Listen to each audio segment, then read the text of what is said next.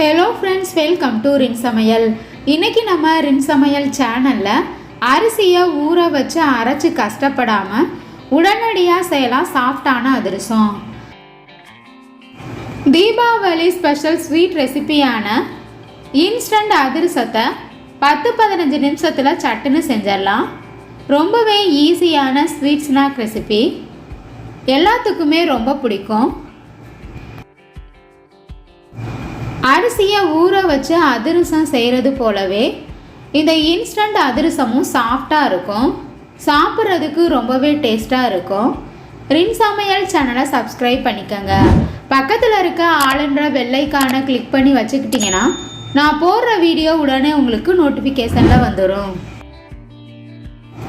அதிரசம் செய்கிறதுக்காக 1 கப் அளவு அரிசி மாவு எடுத்திருக்கேன். வீட்டில் அரைச்ச அரிசி மாவு தான் நான் எடுத்திருக்கேன். அதை மிக்சிங் பவுலில் சேர்த்துக்கணும். அதே கப்பில் 1 கப் அளவு கோதுமை மாவு சேர்த்துக்கணும். 2 மாவை நல்லா இந்த மாதிரி மிக்ஸ் பண்ணிடணும். எந்த கப்பில் மாவளந்து எடுக்கிறோமோ அதே கப்பில் மற்ற எல்லா பொருட்களையும் அளந்து எடுத்துக்கோங்க. கடாயில் 2 கப் அளவு வெல்லம் சேர்த்துக்கணும். அதே கப்பில் 2 கப் அளவு தண்ணி சேர்த்துக்கலாம். வெல்லம் கரையிற வரைக்கும் சூடுபடுத்திக்கணும். பாகுபதம் பார்க்க தேவையில்லை. வெல்லத்தில் கல்மண் தூசி இருக்கும், அதை வடிக்கிறதுக்காக இந்த மாதிரி சூடுபடுத்திக்கணும். வாசனைக்காக கொஞ்சமாக ஏலக்காய் தூள் சேர்த்துக்கணும். நான் ஏலக்காயை தட்டிட்டு சேர்த்துருக்கேன். ஏலக்காய் தூள் இருந்ததுன்னா மாவை கிண்டும் போது நம்ம அப்படியே சேர்த்துக்கலாம். வெல்லம் நல்லா கரைஞ்சிருச்சு. வடிகட்டியில் வடித்து எடுத்துக்கணும். தூசு மண் இருந்தாலும் வந்துடும். கடாயில் நம்ம வடித்து வச்சுருக்க வெள்ளை தண்ணியை சேர்த்துக்கணும்.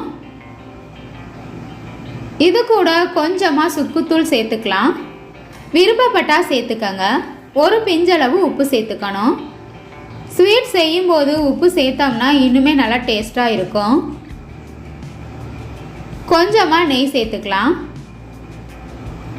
நம்ம சேர்த்துருக்க வெள்ளை தண்ணி கொதி வந்ததுக்கு அப்புறமா எடுத்து வச்சுருக்க மாவை கொஞ்சம் கொஞ்சமாக சேர்த்து கட்டிகள் இல்லாமல் நல்லா மிக்ஸ் பண்ணிடணும்.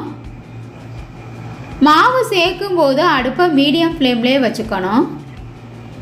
ஹை ஃப்ளேமில் வச்சோம்னா சீக்கிரமாகவே தண்ணியெல்லாம் வற்றிடும்.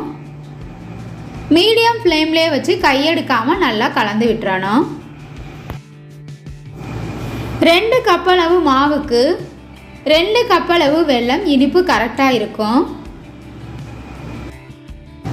நம்ம சேர்த்துருக்க மாவை கையெடுக்காமல் நல்லா கிண்டிக்கிட்டே இருக்கணும். தண்ணி பத்தாத மாதிரி தான் இருக்கும். கிண்ட கிண்ட சரியாக வந்துடும். அடுப்பை மீடியம் ஃப்ளேம்லேயே வச்சுட்டு மாவு நல்லா திரண்டு வர வரைக்கும் கிண்டிக்கணும். கட்டிகள் இல்லாமல் இந்த மாதிரி நல்லா மிக்ஸ் பண்ணிக்கிட்டே இருக்கணும்.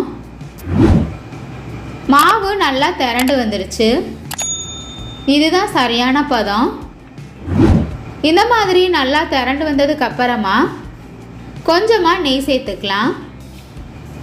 நெய் சேர்க்கும்போது மாவு காஞ்சிராமல் இருக்கும். இன்னொரு தடவை நல்லா மிக்ஸ் பண்ணிக்கணும். மூடி போட்டு மிதமான சூடு வர வரைக்கும் அப்படியே வச்சிடலாம். மிக்சிங் பவுலுக்கு மாவை மாற்றிட்டு இன்னொரு தடவை நல்லா பிசைஞ்சுக்கணும். இந்த மாதிரி நல்லா பிசைஞ்சதுக்கு அப்புறமா அதிரசம் திரட்டுறதுக்காக சின்ன உருண்டையாக மாவை கொஞ்சமாக எடுத்து விரிசல் இல்லாமல் இந்த மாதிரி நல்லா உருட்டிக்கணும். சின்ன சின்ன அதிரசமாக சுட்டு எடுத்துக்கலாம். நான் இன்னைக்கு பாலித்தீன் கவர் தான் எடுத்திருக்கேன். இதுக்கு பதிலாக வாழை இலை அல்லது எண்ணெய் கவர் இருந்தால் கூட அதில் அதிரசத்தை தட்டி எடுத்துக்கலாம். ஒட்டாமல் வர்றதுக்காக கவரில் கொஞ்சமாக எண்ணெய் தடவிடணும். நம்ம உருட்டி வச்சுருக்க உருண்டையை கவர் மேலே வச்சுட்டு கையிலையே லைட்டாக திரட்டிக்கலாம். ரொம்ப தடிமனாக இல்லாமல் அதே சமயம் ரொம்ப மெலிசாகவும் திரட்டிடக்கூடாது. மீடியமான தடிமனில் திரட்டிக்கங்க. அதிரசம் பொரிக்கிறதுக்கு ரெடி ஆயிடுச்சு. இதே போல் மீத இருக்க எல்லா மாவையும் திரட்டி சுட்டுக்கலாம். இன்ஸ்டன்ட் அதிரசத்துக்கு ஓட்டை போடாமல் தான் நான் இன்னைக்கு செய்கிறேன். உங்களுக்கு விருப்பம் இருந்தால் நடுவில் இந்த மாதிரி ஓட்டை போட்டுக்கலாம். இந்த அளவுக்கு தடிமண்ணில் திரட்டி எடுத்துக்கணும். ஒரு கடாயில் பொரிக்கிறதுக்கு தேவையான அளவு எண்ணெய் எடுத்துக்கோங்க. எண்ணெய் நல்லா சூடானதுக்கு அப்புறமா நம்ம திரட்டி வச்சிருக்க அதிரசத்தை எண்ணெயில் போட்டுறணும். கரண்டியை வச்சு கிண்டவே தேவையில்லை. பூரி போல் அதிரசம் குண்டு குண்டுன்னு வந்திருக்கு. அடுத்த பக்கம் திருப்பி விட்டுடலாம். அப்பப்போ திருப்பி விட்டோம்னா அதிரசம் உள்ளுக்குள்ளே நல்லா வெந்து சாப்பிட்றதுக்கு சாஃப்டாக இருக்கும். எண்ணெயிலேருந்து நுர வரதெல்லாம் குறைஞ்சதுக்கப்புறமா வெளியில் எடுத்துடலாம். அதிரசத்தில் இருக்க அதிகப்படியான எண்ணெயை இன்னொரு கரண்டி வச்சு இந்த மாதிரி அழுத்தும் போது அதிகமாக இருக்க எண்ணெய் எல்லாமே வந்துடும். இப்போ நமக்கு அதிரசம் ரெடி ஆயிடுச்சு. இதே போல் மீத இருக்க எல்லா மாவையும் பொரிச்செடுத்துக்கலாம். தீபாவளி ஸ்வீட் ரெசிபியான இன்ஸ்டன்ட் அதிரசம் உங்களுக்கு பிடிச்சிருந்ததுன்னா சமையல் சேனலை சப்ஸ்கிரைப் பண்ணிக்கோங்க ஃப்ரெண்ட்ஸ். ஸ்வீட் ரெசிபி உங்களுக்கு பிடிச்சிருந்ததுன்னா மறக்காமல் ஒரு லைக் கொடுங்க ஃப்ரெண்ட்ஸ். கமெண்ட் பண்ணுங்கள், ஷேர் பண்ணுங்கள்.